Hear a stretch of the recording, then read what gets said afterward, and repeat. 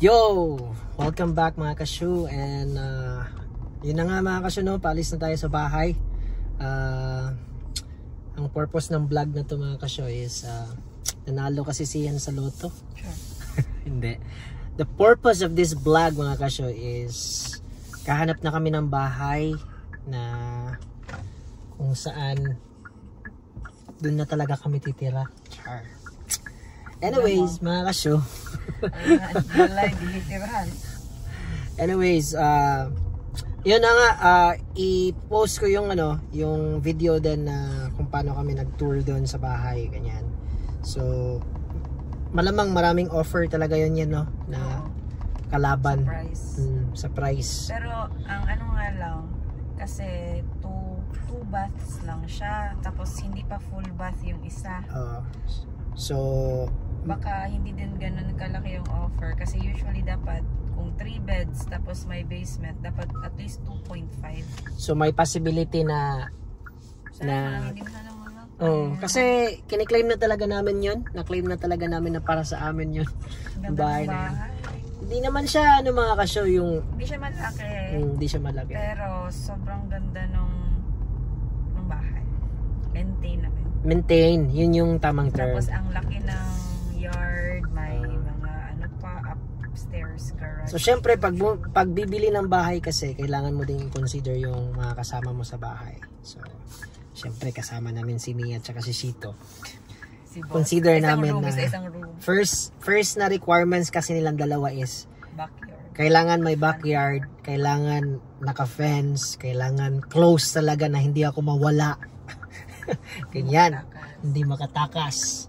Yan yung mga kinukonsider namin mga kasyo na. So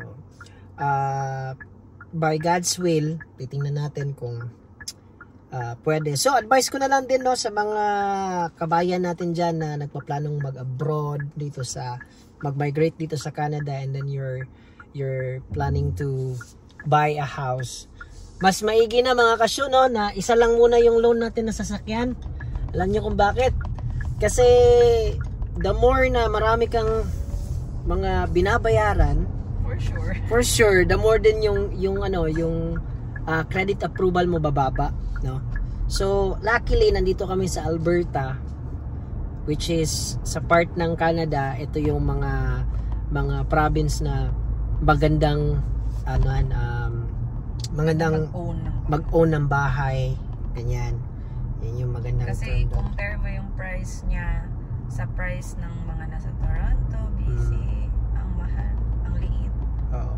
So ang nangyayari mga kasyo, dahil nga sobrang nagmamadali kami dalawa at na-meet na namin yung agent doon, so hindi na kami nakapag-intro. So late na yung intro natin, nauna pa yung video, di ba? But anyways, close ang camera. But anyways, mag-i-intro pa din kami. No. Okay. Ready? 1, 2, 3. A few moments later. Hello mga kasyo, welcome sa ating munting channel, and for today's video maghanap tayo ng bahay. Meron na kaming nahanap na bahay mga kasyo actually. Nag-intro lang talaga tayo, no? So ngayon mga kasyo, dahil natapos na kami doon, ipag-pray natin, no? Kung kayo'y nagsusubaybay, nakasubaybay sa ano namin, sa ang tawag nito, sa vlog namin, no? Pag-pray nyo naman po na makuha na namin yung bahay na yun, kasi marami din kasi marami na ako na-check. Kita mo to mga kasyo, itong bukol na to, ganyan ako pag na-stress. Yan yung problema sa akin mga kasyo. Well, yun, pinagpipray namin na makuha namin yun. So kung kayo nakasubaybay sa mga vlog namin, kakasimula lang namin ng vlog, and then i-welcome din natin si Baby Audrey. Ayan, bibigay natin yan kay Yan. Nandyan si Baby Audrey. Yan yung baby namin mga kasyo. Like a boss baby. 1 month old si Baby. Yan, fresh na fresh pa si Baby from the belly. Mga kasyo, ang hirap maghanap ng bahay. May stress ka talaga.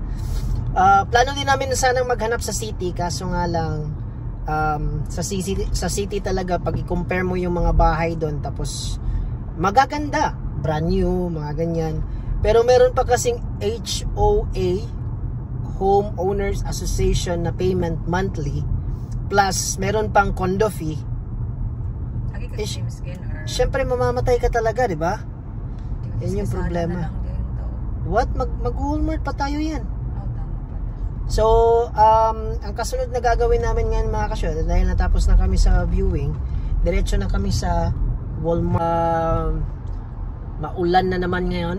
So, good luck sa atin dito. Sana'y pinagpipray ko talaga sana makuha namin yung bahay na yun at para makapag 1 month notice na sa ano namin, sa landlord namin, no?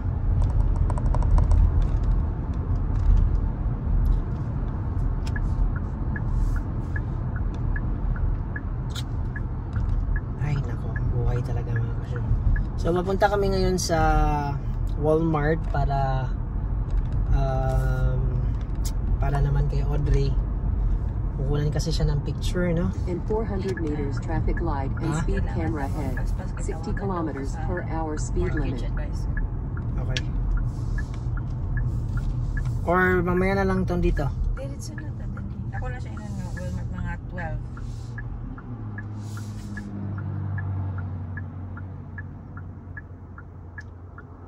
12. So meaning habulin natin yun ng 6. Ay, pwede ko i-answer ang call sa Walmart. Basta stroller lang si baby. Basta naka-stroller yan. Ako bahala dyan yan. Ganyan kita kamahal yan. Sige na mga kasyo. Bye-bye na mga kasyo. At pa-busy na. Ciao. Property is built on a certain level. Yes. The RPO will portray if your fence is encroaching, if your garage is built on the correct boundary, or if your fence is built on the correct boundary, if it's not encroaching and all those things. Let's say for some reason, the RPR says it's not compliant with the city, right? That means there could be a problem in the future. But title insurance helps us to cover the property. It doesn't protect you, it basically covers you up to an extent. Not very good. And the detail of this is given by the lawyer, to be honest, but title insurance gives you a blanket coverage of certain things which has been balanced. And you know,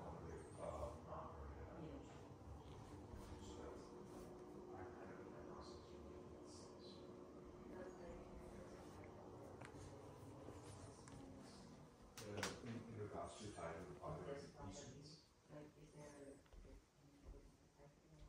I don't see that.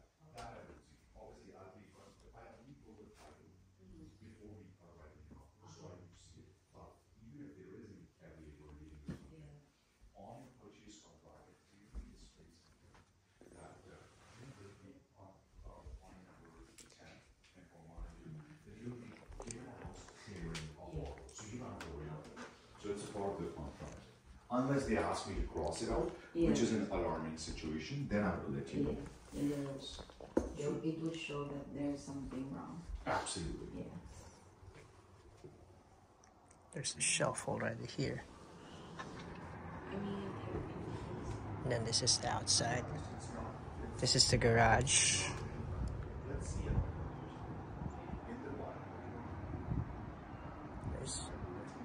There's an AC also.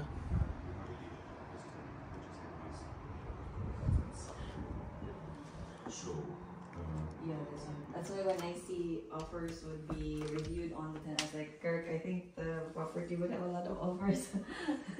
Maybe not, to be honest. Yeah. Henna, right? Yeah. Yen. Sorry. Yeah, Sorry. that's like, So yen, the market is not that great as well. It's a good market for buyers too. yeah. But some good products, they don't stay for long. Yeah. Like a 350, you will be able to find a detached in the front. I know, that's why he wanted to, like yesterday, he wanted to really see it. You wanted to see downstairs? So as per the Wait. GH as well, the estimated value is 360, 140. Okay, that's what it's coming out. Okay, So 360. 360, 140. But obviously, I'll do the detailed analysis. In the while, if you want to do the quick Yeah. tour of Yeah. the property, I will also check it for you. You want to go down? Yo, I mean, I even like in the situation of like, we just need to like confirm these things and then It's okay. I think we can Because Because if you will just like, I think I can have the 9,000 in case. 'Cause remember, I have that one on my bank. which one? My bank. You know, my bank, the other Scotia. I have, I think, 8. No, you maybe 5. 8. Oh, 8. So this is the basement, I guess. Yeah.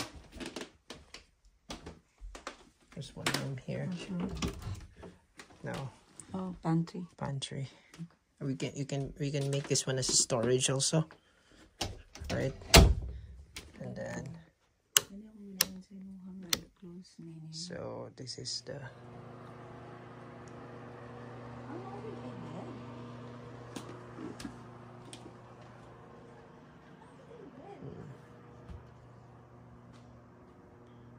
so this is the place. I just doubt it if they will just gonna leave this one here. Might be.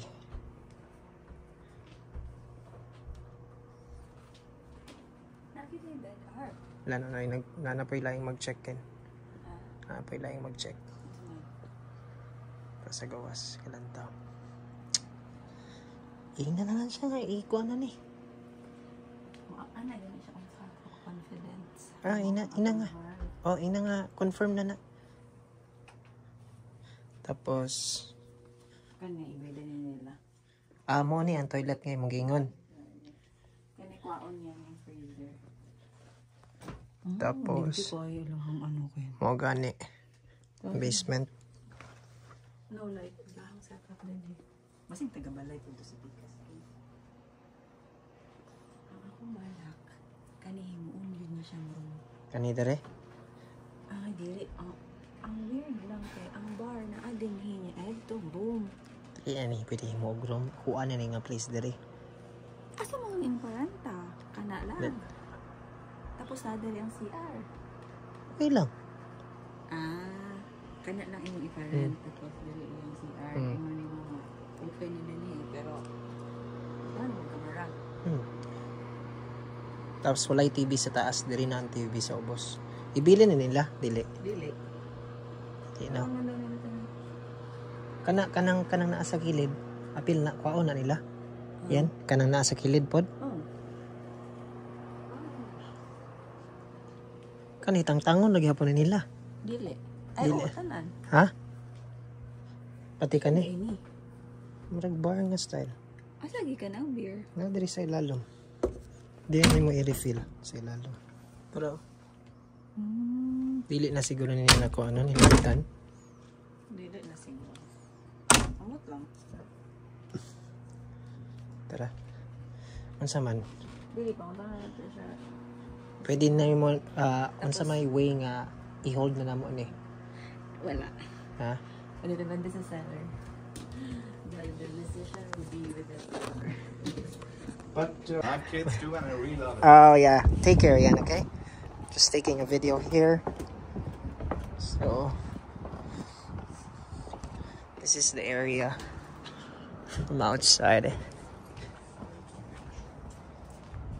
Yeah, I think Mia and Chito cannot go out from here. Just there, right? Kanana sa tamin. There's an air conditioner too. Yeah.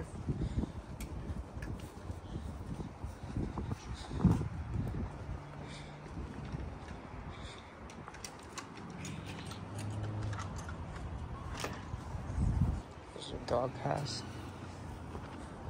Beautiful. Careful, yeah. Oh, that's a huge garage. It is. I know. It's also very organized. Did we just leave this open? No. Oh, you just like open. There's a remote. Yeah. And it's heated too. When I saw this, it's like, is he a fireman? I think he's a fireman. Because everything is so well organized. Yeah. You can fit 2 cars here with. See how organized that? Yeah. Like their I tools. think he's a fireman or something. Yes, I think so too. It's like organized tools and everything. That one, they're gonna leave that one yan, right? We have a separate electrical panel as well. Okay. Oh my God. Yan. 100% Yan. OCD. Yan. Are they going to leave also these things there? Like the... Yeah. I think they will not take that because